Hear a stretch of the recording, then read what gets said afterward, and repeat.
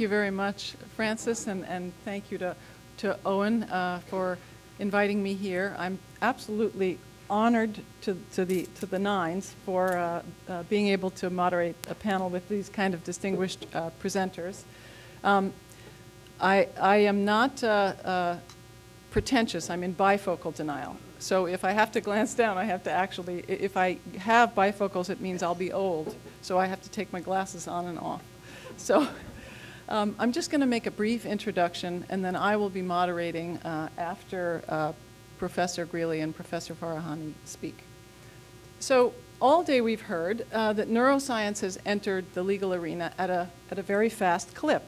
And I think it's fair to say, and a little encouraging to say, that it's here to stay. G to I notwithstanding, that problem will be explored and likely solved in the future, but neuroimaging is being used in the eye case, sometimes appropriately and sometimes inappropriately, but is being used now, and there are ways to do it better or to do it worse. So the brain itself is now the star of discussions regarding all manners of mental states, largely because of advances in neuroimaging and in genetics. So I'm glad you heard this morning from Dr. Aguirre the real description of what an fMRI and a PET scan does. So you'll allow me a little bit of leeway and a little bit of colloquialism when I say with PET scanners and with fMRI, we can actually peer into a working, thinking brain. We can pose it a task, we can show it a picture, we can ask it to do something, and then see, don't cringe, which parts of the brain light up, so to speak, in metaphor. So Professor Farahani is going to talk to you about the kinds of claims that have been asserted, some successful and some not so successful, based on these descriptions that are really lodged in both behavioral genetics and functional neuroimages. So these are arguments which make inferences about the role of your genes and neural networks in causing legally relevant behavior like impulsivity, aggression, incapacity, or addiction.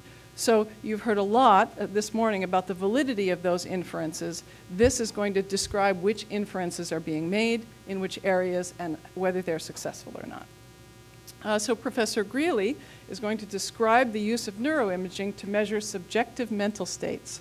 So he is, in a sense, charged with mind reading. In this case, they're used to elucidate mechanisms of memory, the detection of truth or deception, and the detection of pain. So it's obvious to everyone in the room that taking a subjective mental state and representing it physically, or with objective data, is something that would revolutionize all of civil law, all of criminal law, and all of society. So it's a pretty tall order. I believe you're going to hear cautionary notes from both speakers. Is the science ready for prime time? Is it replicable? Is it reliable? Is it more prejudicial than probative? Is a picture worth 1,000 words? So one thing is clear. There's a lot of translational work left to be done in taking a mental state and representing it physically, or taking a picture of a brain and taking it into a causal explanation for criminal behavior or a civil wrong. So I want to turn over the podium now to Nida Farahani, who's going to talk about the first problem.